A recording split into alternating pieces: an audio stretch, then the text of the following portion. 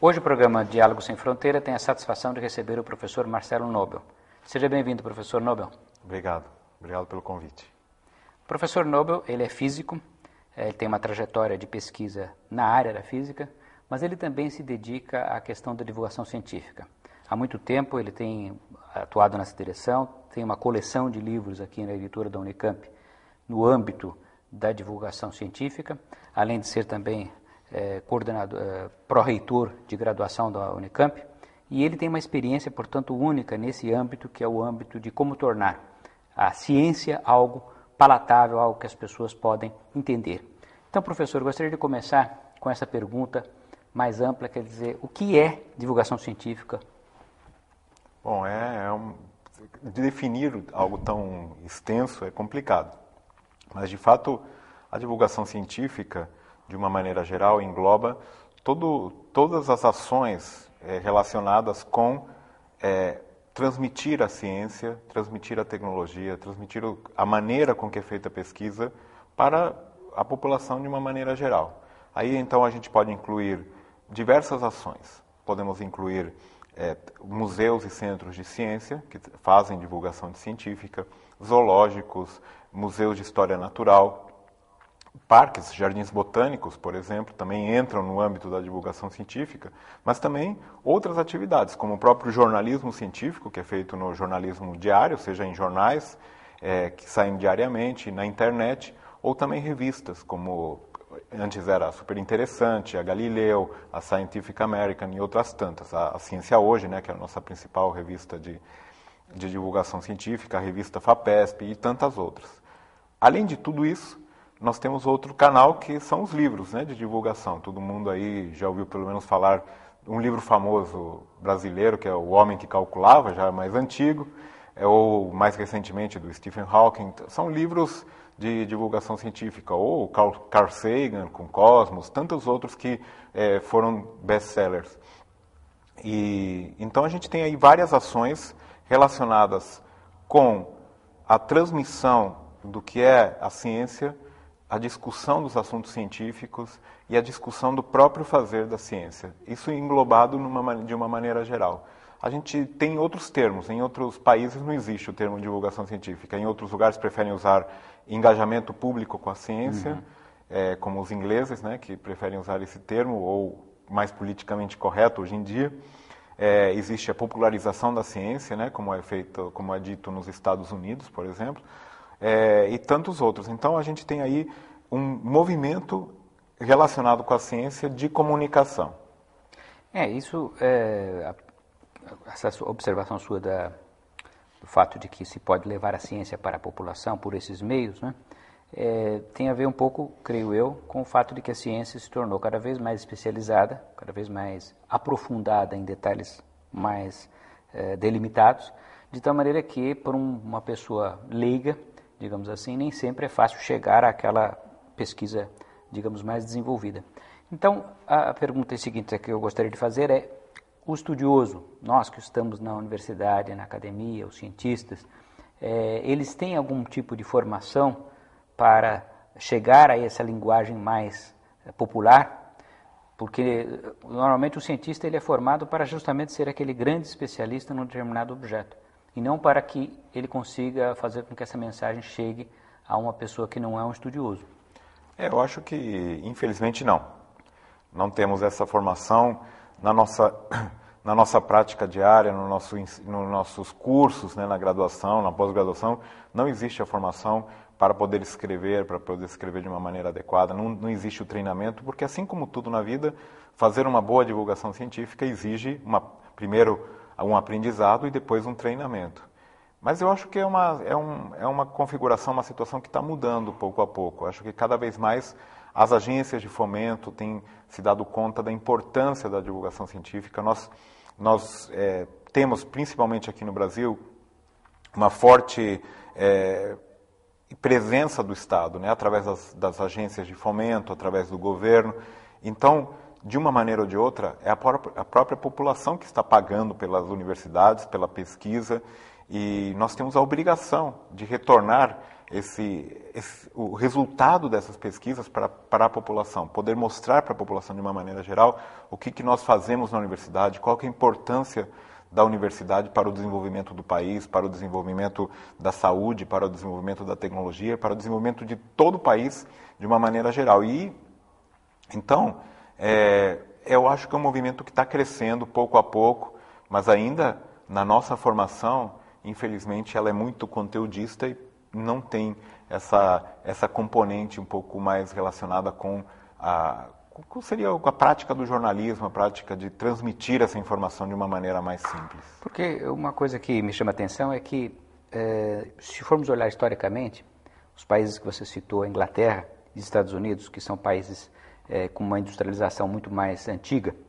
a Inglaterra o primeiro, os Estados Unidos em seguida, e que tiveram uma preocupação, digamos assim, sistemática em divulgar numa época em que nós não tínhamos internet, nem mesmo televisão. A popularização era dada por livrinhos, né, que as pessoas liam no metrô, andando na rua, e depois os programas de rádio da BBC também.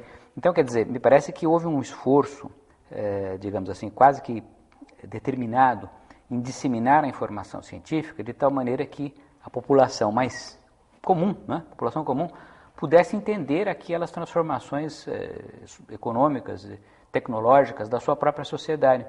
Então, a pergunta que eu faria é a seguinte: em que medida o Brasil, que está passando por um processo de popularização, não só da ciência, mas, digamos assim, do acesso à informação, o Brasil está se tornando um país mais igualitário, uma classe média mais ampla, mas isso muito recentemente, nas últimas décadas, em que medida também não é importante, nesse processo de inclusão social, fazer também essa disseminação do conhecimento de como a sociedade funciona, de como as coisas funcionam, de como uma máquina qualquer que as pessoas estão usando funciona. Eu acho que, bom, você que é o historiador, mas certamente em cada país tem o seu contexto histórico e seu momento histórico que viveu. Aí nos Estados Unidos, na Inglaterra, foi numa situação de pós-guerra, né, da Segunda Guerra Mundial muito forte. Nos Estados Unidos, em particular, toda a questão da Guerra Fria, né, e a necessidade que tinham ali de uma guerra, uma luta direta com a União Soviética para tentar atingir objetivos muito precisos, muito claros, e para isso precisavam mais gente voltada para a ciência, para a física, para a química e para todas essas áreas científicas, e eles viram a necessidade de ampliar, né, essa vontade de seguir essas carreiras científicas. Hoje em dia se sabe que isso é um fator fundamental para o desenvolvimento de uma nação. E o país, o Brasil aqui em particular, está despertando para isso. Uma pesquisa relativamente recente que foi feita pelo Ministério da Ciência e Tecnologia, de uma pesquisa de percepção pública da ciência, mostrou que os nossos dados são assustadores.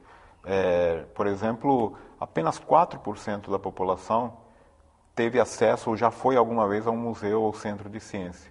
Nos Estados Unidos, você vai na Inglaterra, qualquer cidade aí, tipicamente maior de 50 mil habitantes, tem um museu de ciência, um centro de ciências, um lugar onde um aquário, um lugar onde as crianças podem ir, despertar a curiosidade, fazer trabalhos escolares, ir de visitas. Aqui ainda o acesso é muito restrito, porque há poucos espaços, é muito limitado, há pouca página de ciência nos jornais, ou seja, de uma maneira geral, ainda no Brasil, apesar do esforço enorme que tem sido feito, ainda está muito na infância a questão da divulgação científica. Veja, por exemplo, um outro caso, o caso de livros. Você vai para países mais parecidos como o nosso, como o México, a Argentina, você vai numa livraria ali, na estante, bom, só o fato da leitura ser mais ampliada, mas você vai numa livraria, a parte ali de divulgação científica é enorme, tem um monte de títulos. Aqui ainda há pouquíssimas possibilidades. Temos limitadíssimas editoras que publicam livros de divulgação, há poucos títulos ainda disponíveis e tem um mercado enorme para crescer. Então, acho que ainda o país está despertando, mas é um movimento lento. É um movimento lento porque precisa formar gente capacitada nessa área, precisa estimular que as editoras, que os jornais, que as revistas publiquem mais ciência e tecnologia e que esse processo avance um pouquinho mais rapidamente. Agora, do lado, digamos assim, da universidade ou das agências de fomento à pesquisa, que é o, digamos assim, é o outro lado da questão, porque muitas vezes o cientista ele é levado a não se dedicar à divulgação também pelo fato de que ele é cobrado pela sua universidade e pela agência de fomento pela publicação de um artigo muito especializado, se possível, numa revista estrangeira. Então, como é que você acha que a universidade e as agências de fomento podem fazer para que esse panorama mude no sentido de incentivar academicamente também a produção de divulgação científica? Eu sei que a Unicamp, por exemplo, tem diversas iniciativas nesse sentido. Então, como em termos gerais você acha que isso pode avançar? Bom, é interessante porque acho que também é um movimento que vai acontecendo aos poucos. No Brasil, em particular, ainda não temos essa coisa tão forte. Há, às vezes, algum edital, alguma chamada para divulgação científica, mas em países como os Estados Unidos ou na Europa, a maioria dos projetos que hoje em dia são aprovados de pesquisa tem que ter necessariamente uma componente de divulgação. Isso tem acontecido aos poucos também no Brasil. Por exemplo, agora a FAPESP lançou uma chamada de CEPIDs, onde é necessário ter um plano de divulgação junto com o projeto. Não necessariamente o cientista fará esse plano, ou fará essa divulgação, mas poderá contratar jornalistas, poderá montar uma equipe, fazer programas na internet, programas. Hoje em dia é muito mais simples. Eu acho que é uma necessidade dos projetos de pesquisas terem associados a eles um plano de divulgação científica. No país ainda temos poucas pessoas formadas nessa área, né? Tem pouca gente que trabalha diretamente em divulgação científica, então a universidade tem que fazer um esforço concentrado. Temos aí, no caso da Unicamp, que você citou, o Laboratório de Estudos Avançados em Jornalismo, que é o LabJOR, que há alguns anos já tem um curso de especialização em jornalismo científico, agora criou mais recentemente um mestrado em divulgação científica e cultural, mestrado estrito sensu, e tem feito diversos cursos de especialização e formado muita gente capacitada nessa área. E tem feito, naturalmente, produção, né? Revistas diversas que são realizadas aqui, além de pesquisas acadêmicas associadas com cada pesquisador ali presente. Além disso, nós temos o Museu de Ciências, onde também uma série de atividades para a formação de professores, para a visita de alunos são realizadas. Nós temos, como você também mencionou na introdução, uma coleção de divulgação científica na editora.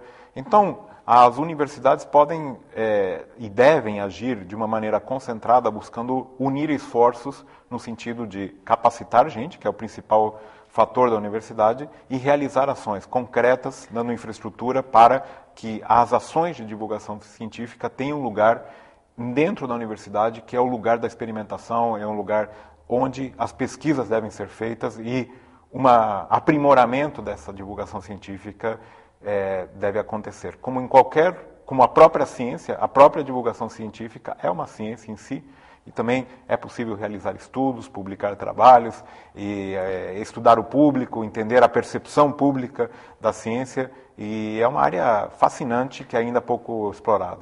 Mas essa sua observação, as suas ponderações são muito pertinentes, porque justamente falam em equipes interdisciplinares, interação com estudiosos específicos da área, jornalistas.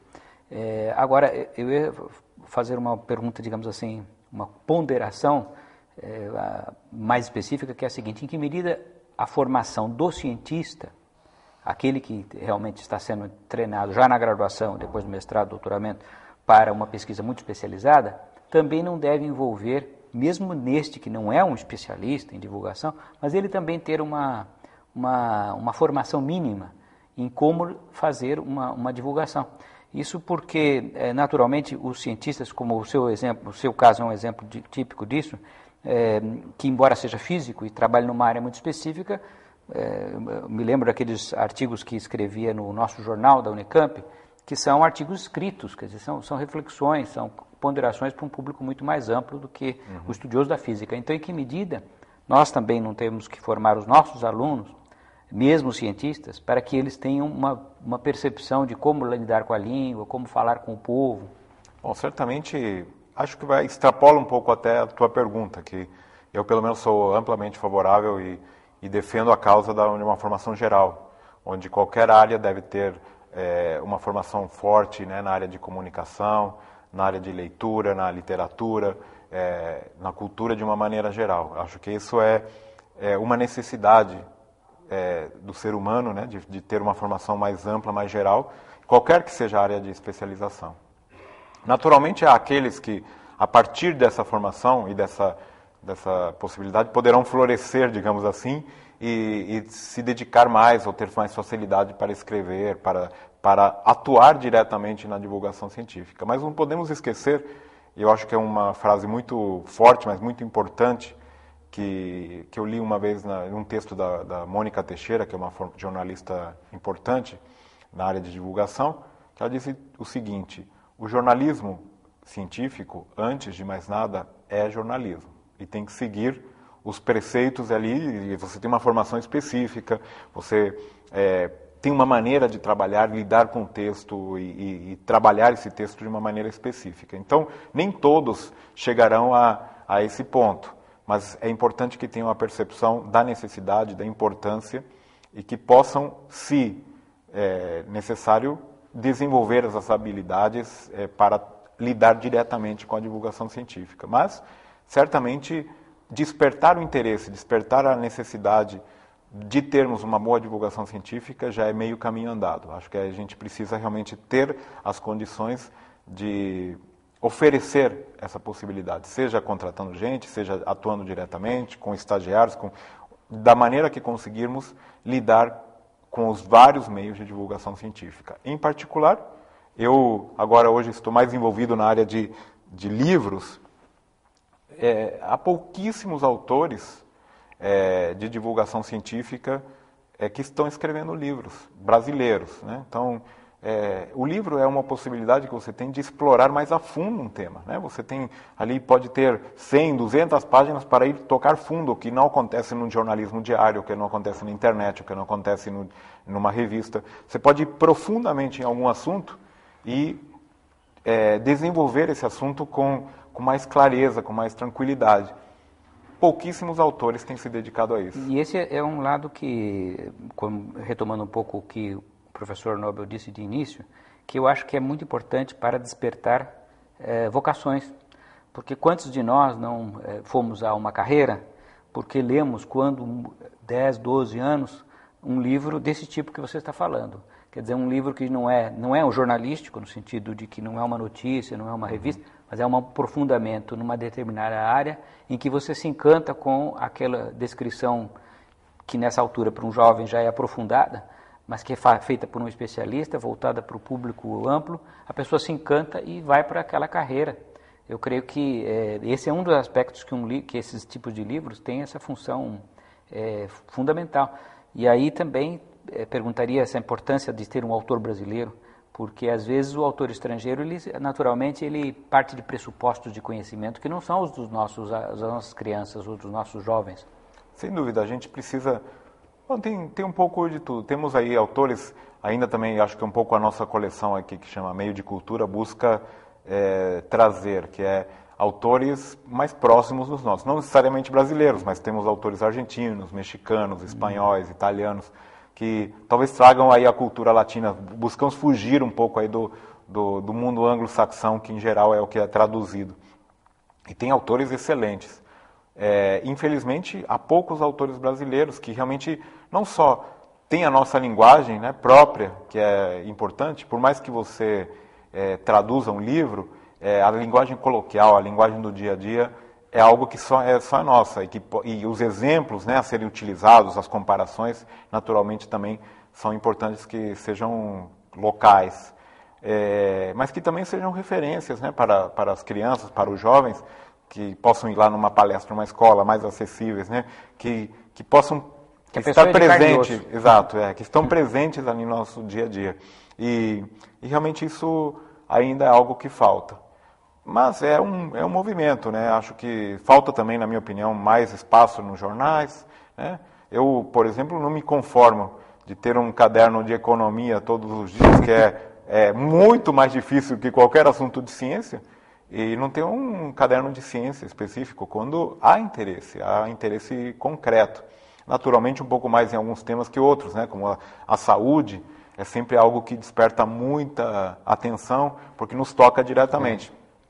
Mas outros temas também há muitíssimo interesse, e ainda eu acho que é pouco explorado. Há um mito aí da dificuldade, que as pessoas não gostam e tal, mas é um mito, né, que eu acho que é muito voltado para o que acontece na escola, mas seria fundamental termos incorporado essa ciência como algo comum, algo do dia a dia, que realmente possibilite que as pessoas discutam, não necessariamente em profundidade, mas criticamente, diversas questões que aparecem no nosso dia a dia.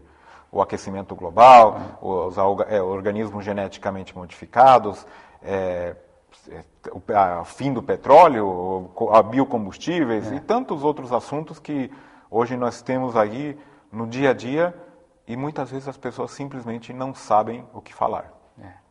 Olha, professor Marcelo, seus esclarecimentos foram encantadores. Eu creio que poderá servir, inclusive, essa sua entrevista para que outros se inspirem e se inscrevam também e se dediquem um pouco mais à divulgação científica. Então, eu queria agradecer muito a sua disposição de estar no nosso programa hoje, professor. Muito bem, eu que agradeço, estou à disposição. E eu convido, então, a todos ao próximo programa Diálogo Sem Fronteira.